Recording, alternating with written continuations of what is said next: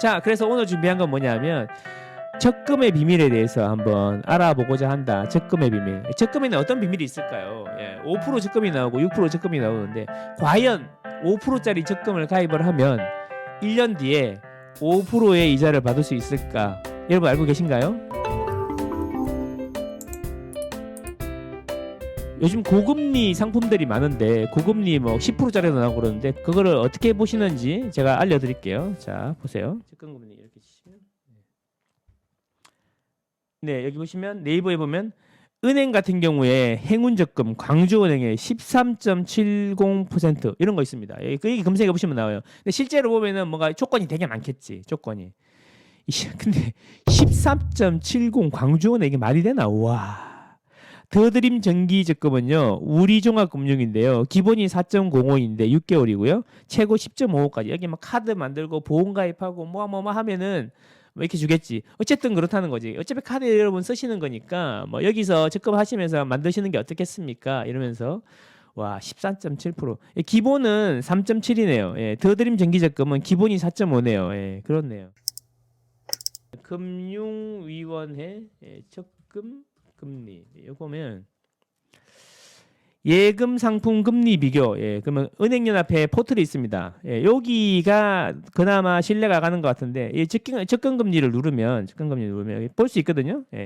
주기적으로 저도 들어가서 보는데 자 여기 은행 제1금융권 하시고 정액적립식은 아시죠? 정액적립식은 내가 매월 정해서 정한 금액만큼 하는 거고 자유적립식은 그러니까 50만 원이나 뭐 100만 원 한도 안에서 자기가 넣고 싶은 대로 넣는 거 이런 겁니다. 보통 정액적립식을 많이 하시고 단리를 많이 하시죠. 12개월 하고 누르면 지금 현재 가장 많이 주는 1년 기준으로 가장 많이 주는 거는 4.5% 수협은행에서 4.5% 주고 있고요. 우대금리 하면은 5%까지 받을 수 있답니다. 요게 좀 더 현실적인 것 같아. 그 네이버에 나오는 것도 맞지만 네이버에 나오는 거는 그 조건을 막 따져봐야 돼. 13.70 광주은행 이게 말이 되나? 와. 그래서 야, 이 정도면 할만하지 않나? 그래서 그러면 우대금리 제주은행 이런 데는 5.4%네요. 우대금리 기준으로 하면 5.4%. 자, 그래서 그러면 적금을 한번 해봐야 되나? 이 와중에도 KDB산업은행은 1.7%네요.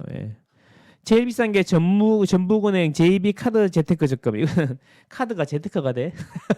카드 가입하면 뭐 이렇게 하는 것 같아요. 근데 뭐 5.4나 5.3 대부분 5% 초반까지 나오는 것 같은데 자 5%. 자 수협에서 5%짜리 적금을 가입했다. 그러면 과연 우리는 얼마를 받을 수 있을까요? 자 그래서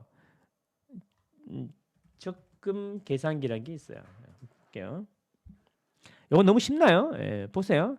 우리가 1년 동안 100만 원을 적금한다고 쳐봅시다. 100만 원. 그러면 한 달에 83,333원을 하면 됩니다.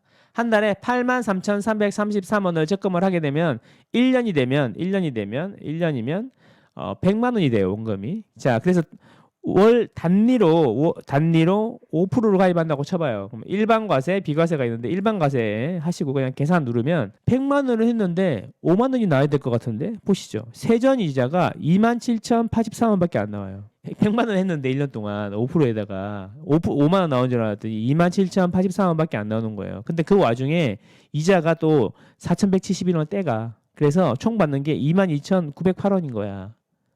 5%짜리 했는데 여러분이 생각하시는 보신 금리보다 적금은 반 이하로 받는다는 거예요. 그러면 여러분 이런 생각하시면 이 도둑놈 같은 놈들 도둑놈 아니냐. 근데 그거는 어쩌면 여러분들이 적금의 비밀에 대해서 잘 모르시기 때문입니다. 자 그러면 지금부터 한번 해볼게요. 제가 표를 하나 만들어 봤는데 잘 보세요.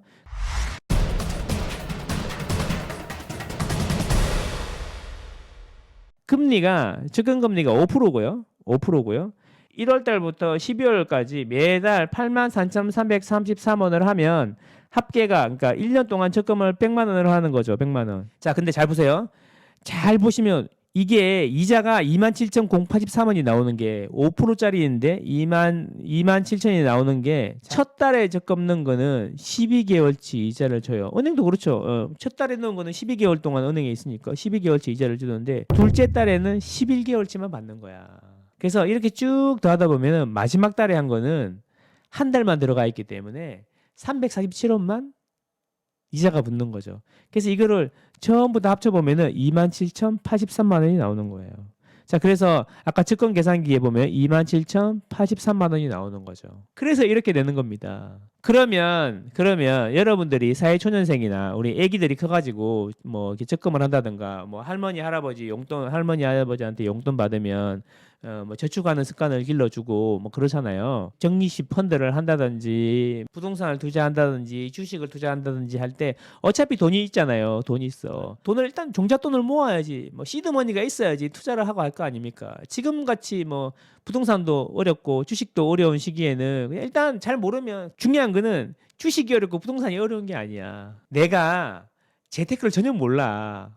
그럴 때는 어떻게 해야 돼요? 일단 적금하면서 공부해야 되는 거야. 적금하면서 돈이 없잖아. 어떻게? 적금하면서 공부해야 되는 거잖아요. 이런 거를 어릴 때부터 엄마가 알려줘야 됩니다. 아빠가 알려줘야 되고 그게 금융 지식이고 그게 나중에 이제 애기들이 커서 금융 지식이 탄탄해야지 선동에 놀아나지도 않고 시장 분위기에도 휩쓸리지 않는다는 거예요. 그런 이야기를 계속 해주셔야 돼요. 그러니까 여러분들이 공부를 해야 된다니까. 여러분들 자식들이 부자가 되려면 여러분들이 공부를 많이 해야 돼. 이런 걸 알려주셔야 됩니다. 맨날 수학 공식 이런 거 알려줘봐야 별로 소용이 없어요. 열심히 공부해가지고 뭐 좋은 대학교 가라고 하는 거지. 결국 뭐야?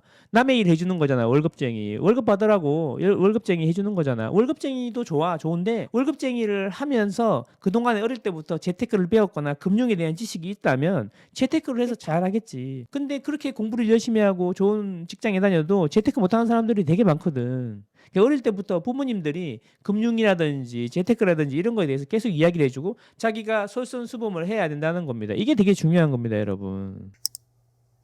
예금 적금 이야기를 하는 이유는 바로 여러분들이 이런 걸 알아야지 여러분들 아이들에게 자식들에게 이야기를 해줄 수 있는 거예요. 저는 인생을 살면서 많은 부분의 행복이 돈에서 나온다고 생각합니다. 진심으로. 돈이 전부는 아니지만 돈에서 많은 행복이 나온다고 생각합니다. 그래서 예금이든 적금이든 이런 거에 대해서 처음에 아이들에게 알려줘야 되고요. 주식도 부동산도 알려줘야 되는 겁니다. 엄마가 아빠랑 처음 결혼해가지고 열심히 빚내가지고 3억에 샀는데 지금 10억이 됐어. 이거는 부동산은 사놓으면 가격이 계속 오르는 거란다. 그래서 엄마 아빠는 옛날보다 많이 행복해 라며 웃어주면 애기가 부동산은 좋은 거구나. 그게 투자란다. 투자라는 건 좋은 거구나. 나도 나중에 자라면 엄마 아빠처럼 열심히 투자를 해야겠지.